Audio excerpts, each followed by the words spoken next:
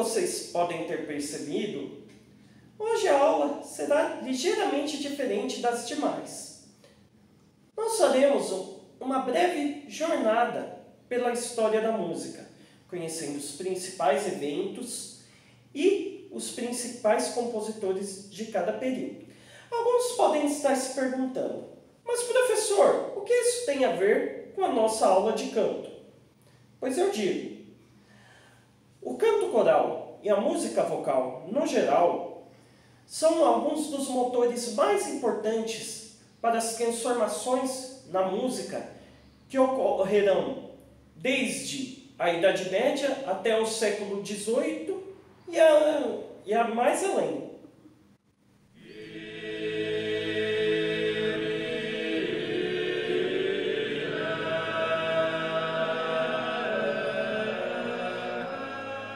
Nossa jornada, propriamente dita, começa no Império de Carlos Magno. Neste período, a Europa está passando por uma série de reformas para reconstruir a glória do Império Romano do Ocidente. O imperador decide construir vários monastérios e universidades para, desta forma, consolidar a cultura europeia.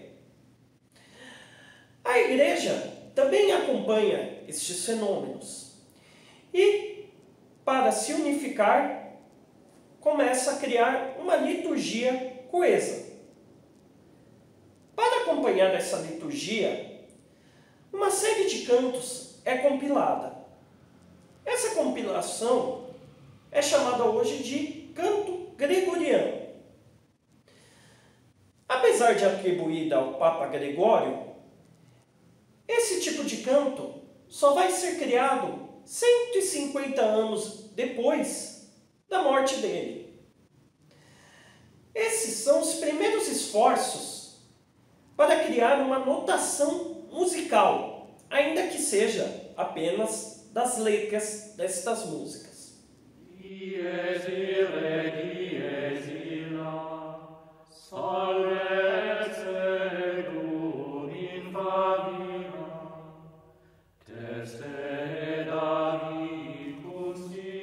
Esses esforços atingirão seu ápice no século XI, quando o monge Guido d'Arezzo cria um dos primeiros sistemas de notação musical que irá sobreviver ao teste do tempo. E não só isso, será a base do que nós conhecemos hoje como partitura. Ele se inspira em um hino a São João Batista para nomear as notas. Esse hino se chama Ut Quem Laxis.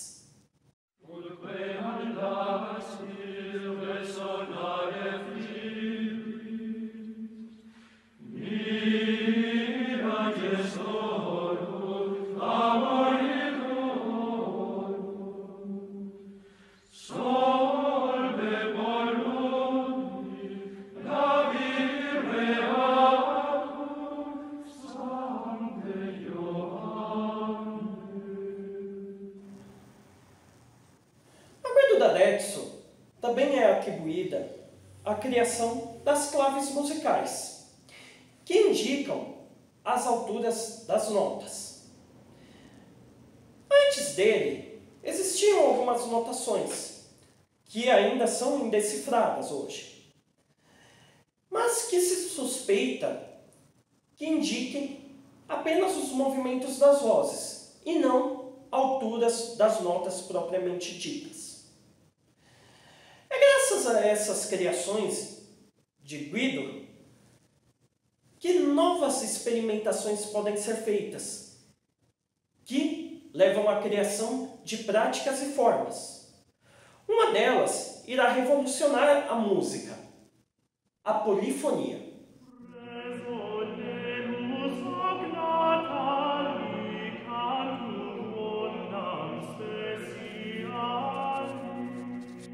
A polifonia nada mais é do que a música a várias vozes, cada uma fazendo uma coisa diferente, ainda que semelhante. Por exemplo, as primeiras formas polifônicas consistiam de uma melodia na qual as vozes faziam quase a mesma coisa, apenas com um intervalo consonante de distância entre elas. Essa forma é conhecida como o órgão.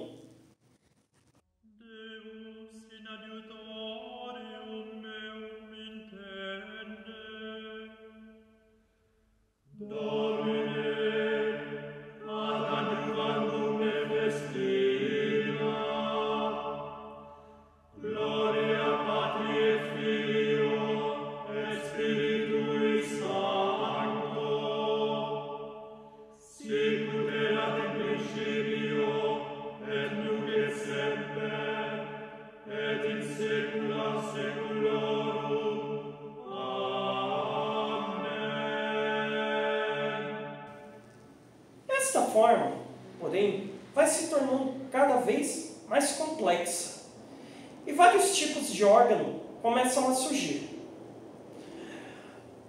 Um dos principais polos de criação durante esse período era Notre Dame, com compositores como Leonin e Perrotin.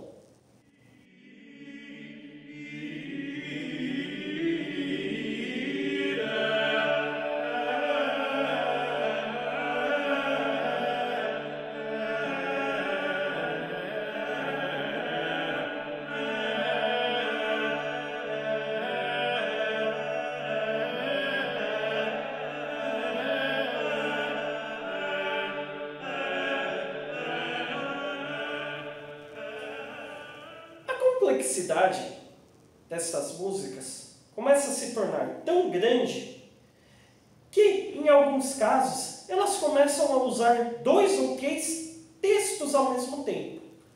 Um exemplo disso é o moteto politextual, na qual uma voz começa a cantar sustentando uma nota, e enquanto esta sustenta, outra entra preenchendo com outro texto.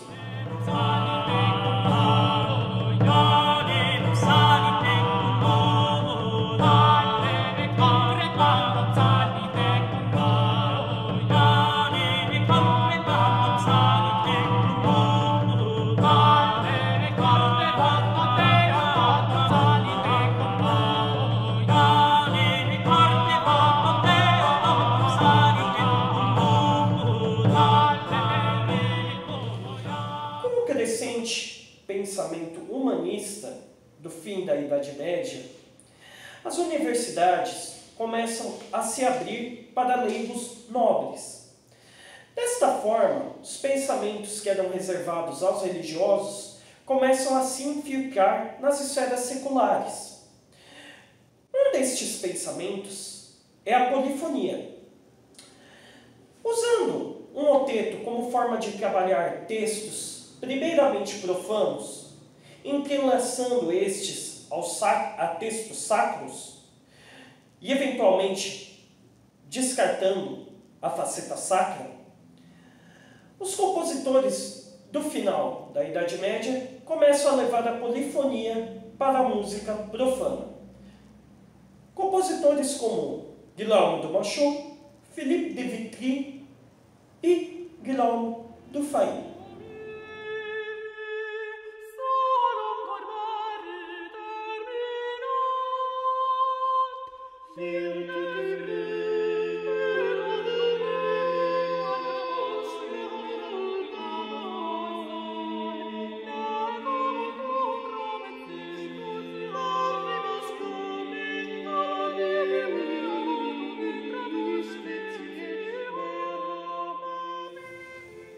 Polifonia transbordando os limites religiosos e invadindo o domínio da música profana, um novo período começa a se formar na música: o Renascimento.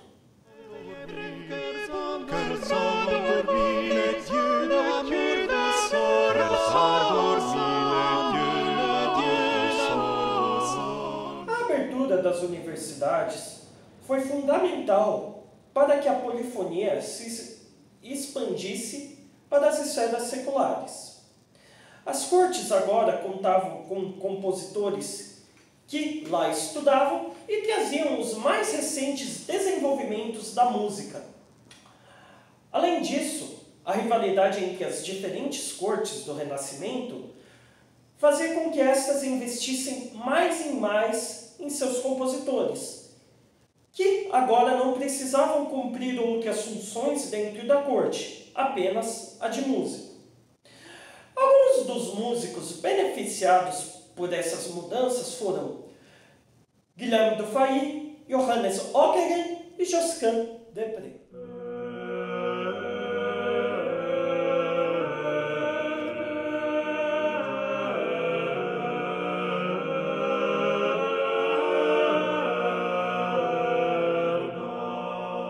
As cortes também permitiam que seus músicos viajassem e tivessem contato com formas e práticas provenientes de outras localidades. Isto, em conjunto com a crescente secularização da música, faz surgir um gênero que será fundamental para as mudanças vindouras, a chanson.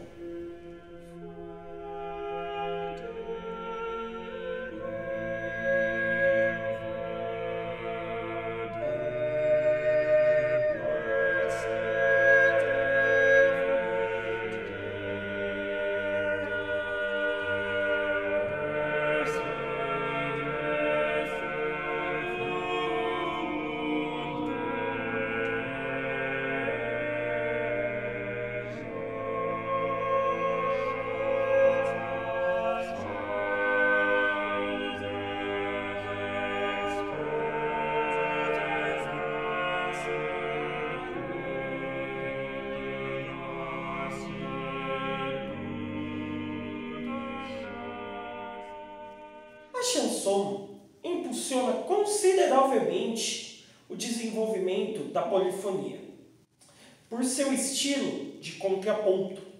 Contraponto sendo a forma com que as diversas vozes de uma música são compostas de maneira entrelaçada. A chanson também vai ser influente em outros gêneros que virão, como a canzona italiana e o madrigal, que vai ter um grande papel no fim do Renascimento, influenciando os compositores daquele momento.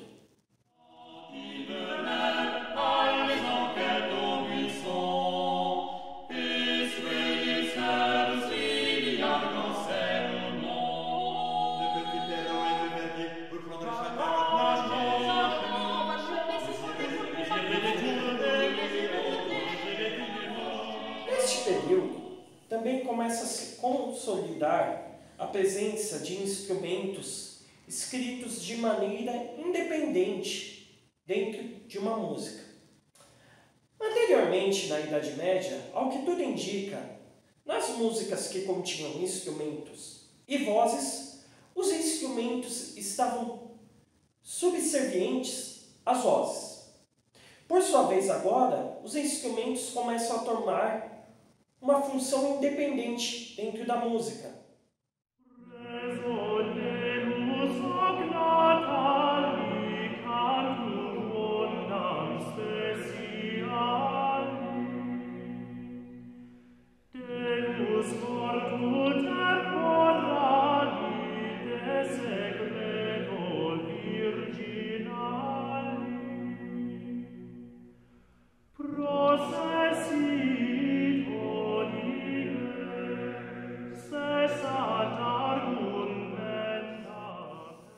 Renascença também que ocorre a Reforma Protestante. Ela será um evento que mais dividirá a Europa nos anos vindouros. E isso também se reflete na música, em particular na sacra. A música dos protestantes, em particular dos luteranos, terá uma função mais de integração dos membros do culto, sendo, assim, músicas apenas a uma voz e com melodias facilmente cantadas por qualquer pessoa. A igreja, entretanto, não vai deixar passar despercebido isso. E bota em ação a Contra-Reforma.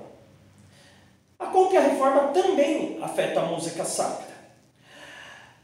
As polifonias do período haviam se tornado complexas demais dentro da liturgia, o que complicava o entendimento do latim, cujas pessoas já não compreendiam.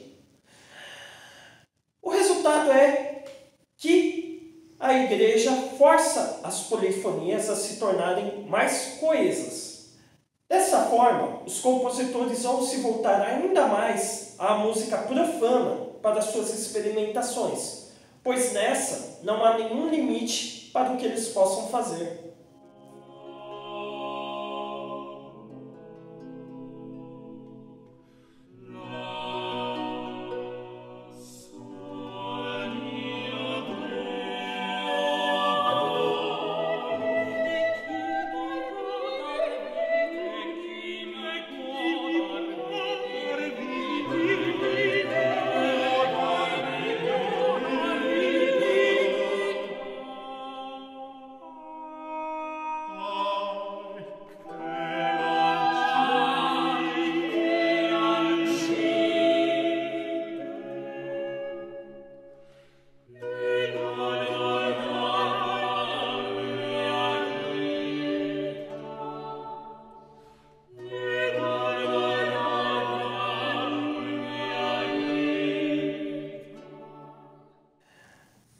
Desta forma, compositores como Carlo Gesualdo usam a música profana para experimentar novas harmonias.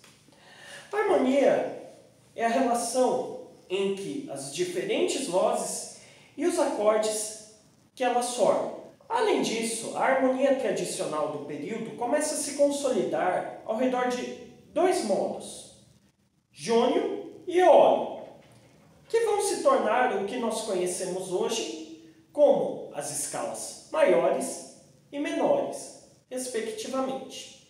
Nesse período do fim do Renascimento, um grupo chamado a Camerata Fiorentina, composto por vários intelectuais famosos do período, dentre eles Vincenzo Galilei, pai de um certo astrônomo chamado Galileu, começa a desenvolver novas técnicas inspiradas nas tradições da Grécia Antiga. Uma delas é uma forma de acompanhamento inspirado nas pinturas e retratos da música antiga. Essa forma, essa prática, se chama baixo contínuo, que eu explicarei melhor no próximo capítulo.